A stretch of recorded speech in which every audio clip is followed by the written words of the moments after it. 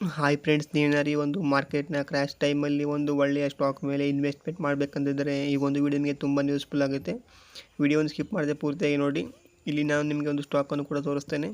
ಈ ಒಂದು ಸ್ಟಾಕ್ ಇಲ್ಲಿ ನಮಗೆ ಹೈಯೆಸ್ಟು ನಮಗೆ ಈ ಒಂದು ಮಾರ್ಕೆಟ್ ಮೂವ್ಮೆಂಟ್ ಕೊಡ್ತಿತ್ತು ನೋಡಿ ಬುಲಿಸಲ್ಲಿ. ಆ ಒಂದು ಹೈಯೆಸ್ಟಿಂದ ಇಲ್ಲಿ ನಮಗೆ ಒಂದು ಒಳ್ಳೆಯ ಕ್ರ್ಯಾಶ್ನಲ್ಲಿ ನಮಗೆ ಒಂದು ಡಿಸ್ಕೌಂಟ್ ಪ್ರೈಸಲ್ಲಿ ಸಿಗ್ತಿರುವಂಥದ್ದು.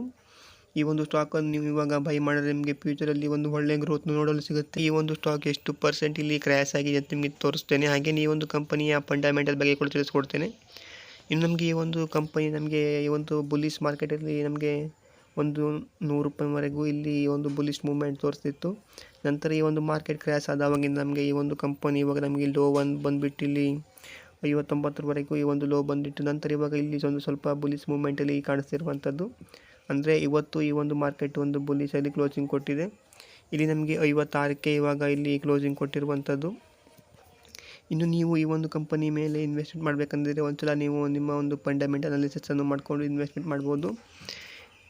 ಇನ್ನು ನಿಮಗೆ ತೋರಿಸ್ತೇನೆ ಈ ಒಂದು ಸ್ಟಾಕು ಎಷ್ಟು ಪರ್ಸೆಂಟ್ ಕ್ರ್ಯಾಶ್ ಆಗಿತ್ತು ಅಂತ. ಇಲ್ಲಿ ನಮಗೆ 100 ರೂಪಾಯಿವರೆಗೂ ಈ ಒಂದು ಮೂವ್ಮೆಂಟ್ ಕೊಟ್ಟಿತ್ತು ಅಪ್ಸೈಡಲ್ಲಿ.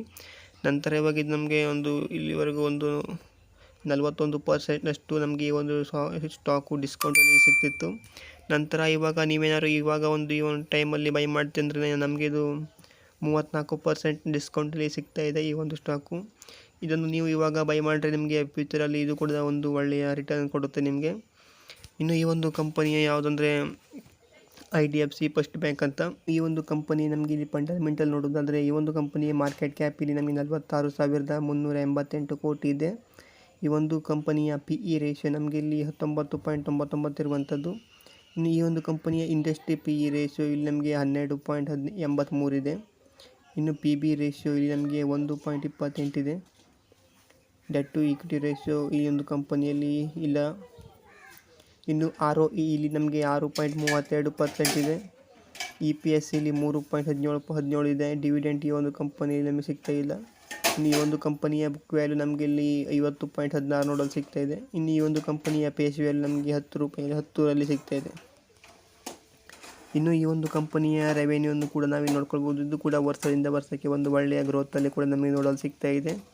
ಹಾಗೆಯೇ ಈ ಒಂದು ಕಂಪನಿಯ ಪ್ರಾಫಿಟನ್ನು ಕೂಡ ನೋಡ್ಕೊಳ್ಬೋದು. ನಮಗೆ ಮೊದಲಿಗೆ ಒಂದು ನೆಗೆಟಿವಲ್ಲಿ ಇತ್ತು, ಇವಾಗ ಇದು ಒಂದು ಪಾಸಿಟಿವ್ ಮೂಮೆಂಟ್ನಲ್ಲಿ ನಮಗೆ ಸಿಗ್ತಿರುವಂಥ ನೋಡಲಿಕ್ಕೆ. ಇನ್ನು ಈ ಒಂದು ಕಂಪನಿಯ promoter holding share holding pattern ನೋಡೋದಾದರೆ ಇಲ್ಲಿ ಈ ಒಂದು ಕಂಪನಿಯಲ್ಲಿ ರಿಟೇಲರ್ಸ್ ಹತ್ರ ಕೂಡ ತುಂಬಾ ಜಾಸ್ತಿ ಸ್ಟೇಕ್ ಇರುವಂಥದ್ದು 56.51% ಇದೆ. ನಂತರ ಇಲ್ಲಿ 2ನೇ ಸ್ಥಾನದಲ್ಲಿ ಫಾರಿನ್ ಇನ್ಸ್ಟಿಟ್ಯೂಷನ್ ಕೂಡ ಇರುವಂಥದ್ದು, ಅವ್ರ ಹತ್ರ 27.30 ಇದೆ. ನಂತರ ಇಲ್ಲಿ ಡೊಮೆಸ್ಟಿಕ್ ಇನ್ಸ್ಟಿಟ್ಯೂಷನ್ ಇರುವಂಥದ್ದು ಈ ಒಂದು ಕಂಪನಿಯಲ್ಲಿ ನಮಗೆ 11.21 ಇದೆ. ನಂತರ ಇಲ್ಲಿ ಮ್ಯೂಚುವಲ್ ಫಂಡ್ ಹತ್ರ ಇರುವಂಥದ್ದು 4.98% ಇದೆ. ಈ ಒಂದು ಕಂಪನಿ ನಮಗೆ 52 ವೀಕ್ ಹೈ ಬಂದುಬಿಟ್ಟು ಇಲ್ಲಿ 92.45 ಇತ್ತು. ಹಾಗೆಯೇ 52 ಲೋ ಇಲ್ಲಿ ನಮಗೆ 59.30 ಇದೆ. ಇನ್ನು ಈ ಒಂದು ಕಂಪನಿಯಲ್ಲಿ ನಮಗೆ ಕಂಪನಿಯನ್ನು ಎಕ್ಸ್ಪರ್ಟ್ಗಳು ಹೇಳ್ತಿರುವಂತೆ 46% ಇಲ್ಲಿ ಬೈ ಮಾಡಲಿಕ್ಕೆ ಸಿಗ್ನಲನ್ನು ಕೊಟ್ಟಿದ್ದಾರೆ. ಹಾಗೆಯೇ 23% ಹೋಲ್ಡಲ್ಲಿ ಇರುವಂಥದ್ದು, 31% ಸೆಲ್ಲಿಂಗಲ್ಲಿ ಇರುವಂಥದ್ದು. ನೀವೇನಾದ್ರು ಈ ಒಂದು ಕಂಪನಿಯಲ್ಲಿ ಇನ್ವೆಸ್ಟ್ಮೆಂಟ್ ಮಾಡಬೇಕಂತಿದ್ರೆ ಒಂದು ಸಲ ನಿಮ್ಮ ಅನಾಲಿಸಿಸನ್ನು ಮಾಡಿಕೊಂಡು ಈ ಒಂದು ಸ್ಟಾಕಲ್ಲಿ ಇನ್ವೆಸ್ಟ್ಮೆಂಟ್ ಮಾಡಿ. ನಿಮಗೆ ಒಂದು ಎಲ್ಲಿ ಬೈ ಸಿಗ್ನಲ್ ಕಾಣಿಸ್ತಿದೆ ನೋಡಿ, ಅಲ್ಲಿ ನೀವು ಇದೊಂದು ಬೈ ಮಾಡ್ಬೋದು. ಇವಾಗ ನೀವಿಲ್ಲಿ ನೋಡ್ತಿರುವಂಥದ್ದು ಮಾರ್ಕೆಟ್ ಇಲ್ಲಿ ನಮಗೊಂದು ಬುಲಿಶ್ ರೀತಿಯಲ್ಲಿ ಸಿಗ್ನಲ್ ಕಾಣಿಸ್ತಿರುವಂಥದ್ದು. ಅಂದರೆ ಇವತ್ತು ಮಾರ್ಕೆಟ್ ಇಲ್ಲಿ ಬುಲಿಶಲ್ಲಿ ಕ್ಲೋಸಿಂಗ್ ಕೊಟ್ಟಿದೆ. ನಮಗೆ ಇಲ್ಲಿವರೆಗೂ ಒಂದು ಚಾನ್ಸ್ ಇದೆ ಈ ಒಂದು ಮಾರ್ಕೆಟ್ ಕೆಳಗೆ ಬರಲಿಕ್ಕೆ. ಆದರೆ ಇಲ್ಲಿಂದನೂ ಕೂಡ ನಮಗೆ ರಿಟರ್ನ್ ಆಗೊಂಡು ಒಳ್ಳೆಯ ಬುಲಿಶ್ ಮೂಮೆಂಟ್ ಕೂಡ ಸಿಗ್ಬೋದು.